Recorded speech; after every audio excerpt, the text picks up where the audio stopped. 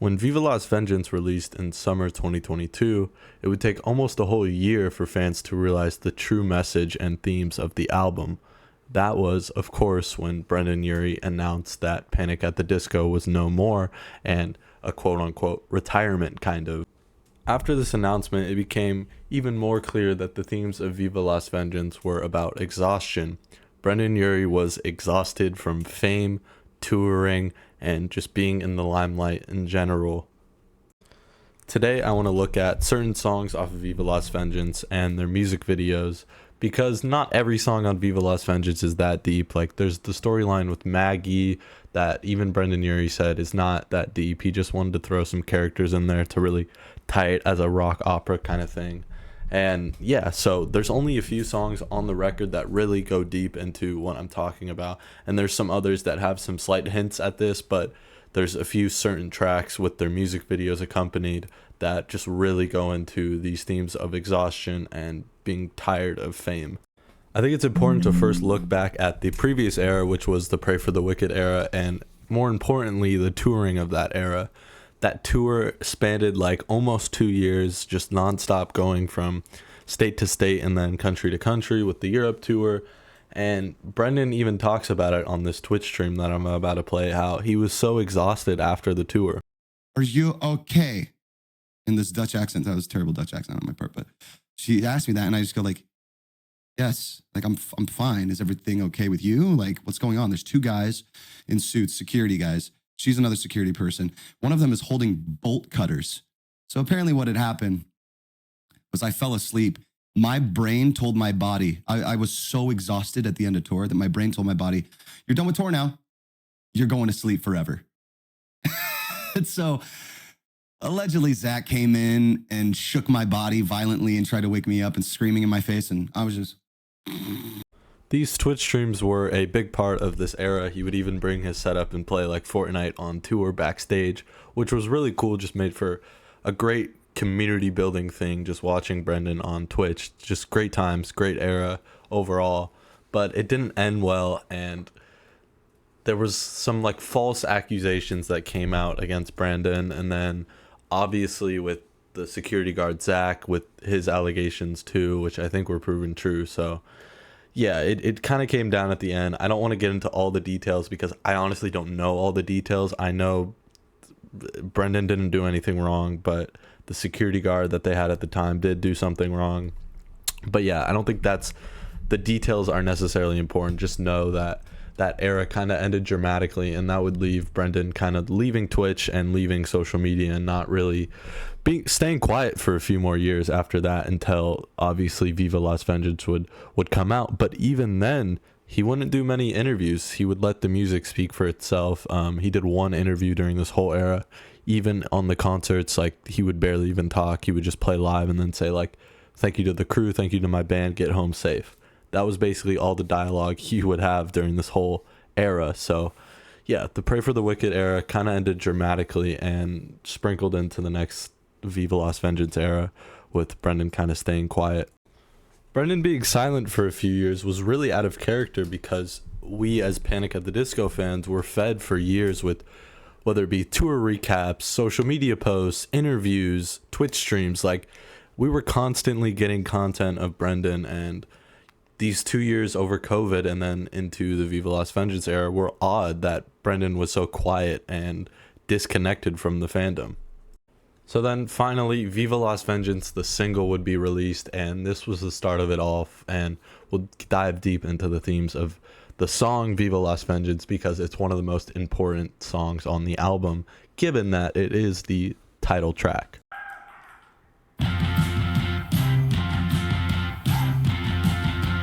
Now, there's a lot of lyrics on Viva Las Vengeance, the song, that can kind of go over your head, but actually mean a lot more, I think. Looking at the chorus of Viva Las Vengeance, he's saying, shut up and go to bed. A very blanket statement, but I think he's so tired of all the noise that's going on that he's just straight up saying, shut up and go to bed. I can't take it anymore. And off the jump, you could tell by his vocal inflection that he's exhausted. He sounds exhausted when he's saying, shut up and go to bed, she said, Viva Las Vengeance. And then all throughout the choruses, the verses, he sounds just exhausted and tired. I think the most important lyrics from the song are on the second verse where he says, I don't want to be anonymous, but I don't want to be you. And I think this is Brendon saying that he doesn't want to be completely gone from the fandom, but he doesn't want to be himself. Even, I'll put it up right now, when he says this live, when he says, I don't want to be you, he points at himself, which could be referring to the Brendon Urie we see on stage, the very like confident, stage man type of guy, where he doesn't want to be that anymore, but he also doesn't want to be anonymous. He doesn't want to be completely gone from the fan base. He still wants to create art, but he doesn't know how at the scale he's at. And then on the last verse, he says, every moment is a replay. I'm being buried alive. So I think he's saying that at a certain point, touring and the life that he lives gets repetitive.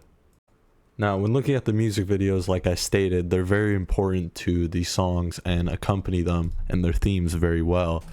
And with the Viva Las Vengeance music video, to set the scene, it's like a late night talk show kind of thing, performance. And Brendon does not seem like he's having a good time. He's constantly getting injured. He looks exhausted, but he's still giving it his all and putting everything he has into this performance. But he does not look like he's having fun. He keeps falling. He keeps hurting himself. And then eventually he's eaten by the piano. And now I don't know exactly what it means, but the piano has a lot of significance in this era. We'll see with the Do It to Death music video. The piano is important. Thank you so much. I do love indulging in a little... Now, like I said, not every song on Viva Las Vengeance has importance to the themes I'm talking about in this video, like Exhaustion, Being Done with Fame, but they are important with this being the last Panic at the Disco album, because they're telling the backstory of how Panic got started, whether it be a song like Local God or Star Spangled Banner, with Brendon looking back on his time in Las Vegas and growing up in that scene and kind of getting his start in the music industry. And I think that's cool to see, to have kind of where he started at when he first got into the music industry, but where he is now with the first song and then the last song, and then everything in between is kind of like a flashback. Middle of a Breakup is on the surface a song about a relationship, but it's actually about drug addiction. Don't Let the Light Go Out is one of the most personal songs Panic has ever released, about a loved one passing and their time in the hospital. But it takes on a new meaning when Panic toured for this album, kind of relating to Don't Let the Light Go Out of the band. Local God is a song about Brendon reflecting on his time when he first came up in the music industry and trying to get his start with Panic at the Disco in Vegas. Star Spangled Banner is also another reflective song and kind of a flashback. God Killed Rock and Roll follows the same theme with saying goodbye to Vegas, there was nothing left to save us, so we drove away, it's alright. Jump in the Sprinter, touring through the winter, every show we played was alright. So the whole song kind of dives deep into this, but then on the last verse, he says, on the bus after a show, staring down a lonely road, everybody needs a place to go. So I think, this whole song is kind of a flashback, but then the outro is kind of him reflecting on where he's at now and maybe where he was on the last tour, kind of touring nonstop and not really having anywhere to go and just kind of feeling lost. Say It Louder is Brendon encouraging his younger self to keep going even when people are hating on him. And that's pretty much it for the themes of Say It Louder, but the bridge is really cool. I want to shout that out because that bridge is phenomenal. Heading home after the show, remember what it's like to be there. That part is awesome. Sugar Soaker really has no substance lyrically, but the music video kind of connects with Sad Clown and when Brendon falls in the pool and he's kind of floating. So I don't know exactly how that connects. Like I said earlier with the piano, there's a lot of different themes and things that pop up through the music videos and the songs, whether it be characters that are kind of abstract and kind of hard to determine what they're about. Something Maggie, not much to say about that one except, the character Maggie in the album.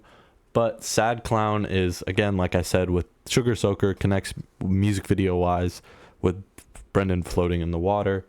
And Sad Clown just really sounds like Exhaustion, which is a big theme of the record, obviously. And yeah, it just sounds super exhausted. Brendon sounds super exhausted vocally, and he's saying, my tragedy is imminent. I think he's referring to the band, that they're almost over. It's imminent that the band is going to end. Yeah.